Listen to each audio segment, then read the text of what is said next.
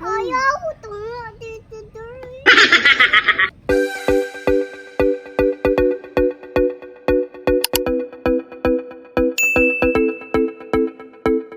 Hello, hi po! After New Year, tinignan ko yung mga isinako kong mga saging at sabay-sabay na nga pala silang nagkandahinog. Opo, tama po kayo nang narinig. After New Year pa nga tong video na to.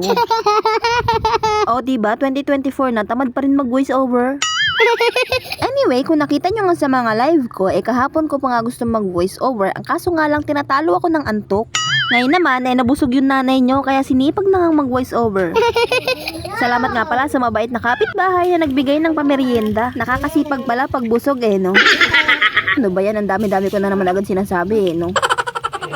Anyway, back to the video. Nagprito nga lang muna ako ng mga ilang pirasong saging dahil ang meron lang ngayon sa kusina ko ay mga mantika. Ang araw na to ay nandito pa nga si Bossing sa bahay at hindi pa nakakaalis papuntang trabaho. Pinrito ko lang muna para may merienda nga kami para sa araw na to. At fast forward kinabukasan, nakabili na nga ako ng mga ingredients para sa pang pancake ko. At inumpisahan ko na nga ring tanggalan ng barat itong mga saging na saba. Ang dami na nga ding saging na over na sa pagkahinog kaya binigay ko na lang sa manok at saka sa pato. Sayang nga kasi naubusan na kami ng budget para pambili ng mga ingredients kaya hindi agad nakabili at naabutan nga sila na pagka override. Opo, over 3 times na kasi nadurog na sila sa sako tapos pagkalagay ko dito sa labas nadurog pa rin kasi nga super hinog na sila kaya binigay ko na nga lang sa mga pato at manok.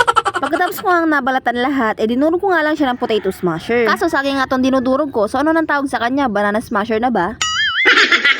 Ano ba yan kasi? Na-video ko na to dun sa Monatas Daily ko ulitin ko na naman tuloy dito uli. Pagkatapos ko nga silang nadurog, pinaghalo-halo ko nga lang yung mga wet ingredients. Inuna ko na nga itong 2 itlog. Syempre, always 2 para pantay lagi.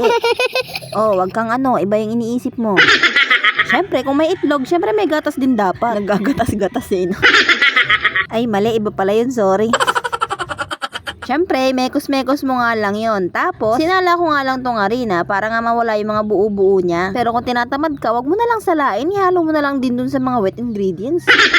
Pinaghalo-halo ko na nga lang din yung mga dry ingredients. Yung harina, baking powder, tsaka asukal. Tapos, minekos-mekos ko lang din na maigi at tinalo ko nga dun sa mga wet ingredients. Anyway, wala na nga palang sukat-sukat tong ginagawa ko kasi puro tansya-tansya na nga lang to. Kapag nagluluto nga kasi ako nitong may saging, ang gusto ko kasi yung mas litaw na litaw pa rin yung pagkasaging niya. Ayoko ng puro harina. Kaya pag gumagawa ako ng mixture nito, mas marami nga yung saging kaysa sa harina. Tansyahan na nga lang din yung consistency. Kaya nung nakita ko medyo malapot-lapot pa, dinagdagan ko nga lang din ng konting tubig. Tapos, nilagyan ko nga ng mantika. At nung sa tingin ko ay okay na yung consistency niya, proceed na nga tayo sa pagpiprito. Siguro naman familiar na kayo sa pagpiprito nito kasi basic lang naman to. At nakakaisang salang pa nga lang ako meron na nga umaaligid-aligid sa akin.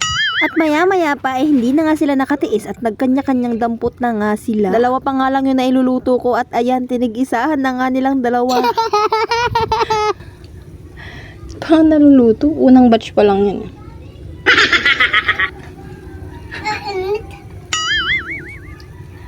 Hindi ko na nga sila pinaulit-uli at pinaspasan ko na nga muna ang pagluluto para nga mailuto lahat kasi kapag pinayagan ko sila na kumuha ng kumuha wala nga matitira dun sa mga hindi pa kumakain. Baka pati ako nagluluto maubusan din kaya naman sabay-sabay na nga lang din kaming kumain. Ay, nalaglag. Dito kayo. Paano yan? Hihiwaan ko pa. Paano yan? Tutatati. Oy. Tapon. Wala nang tinidor. Pinaulit na yung tinidor. Hindi pa mamalamig. Hindi pa. Ang init-init na Akin nga. Kinakagat ko na. Hindi ko. Malaglag ang bet, malaglag.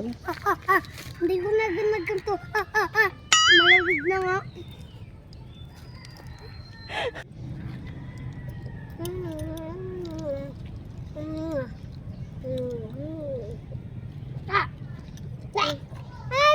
Ang ganda na ng kulong.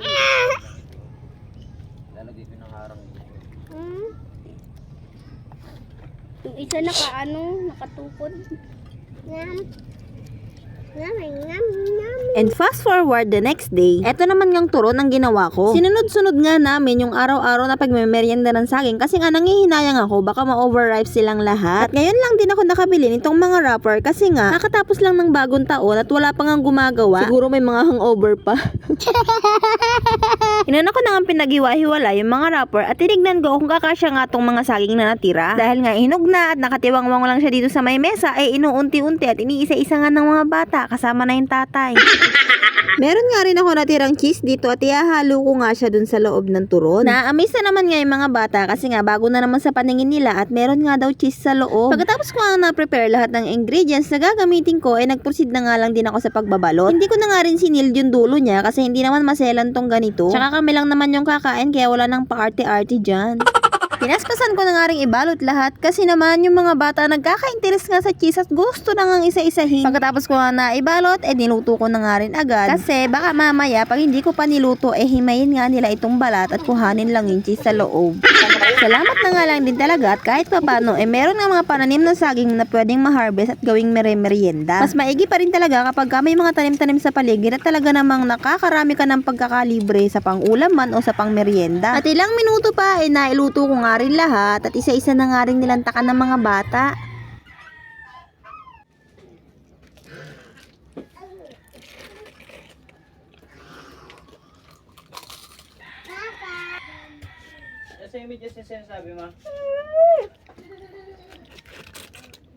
By the way, ng mga oras na to ay nagagayak na nga rin umalis si Bossing at papunta na rin siya sa kanilang trabaho sa Pampanga. Anyway, maraming salamat sa iyo dahil nakaabot ka sa part na to ng video ko. Hanggang sa susunod na video, maraming salamat sa iyong panonood.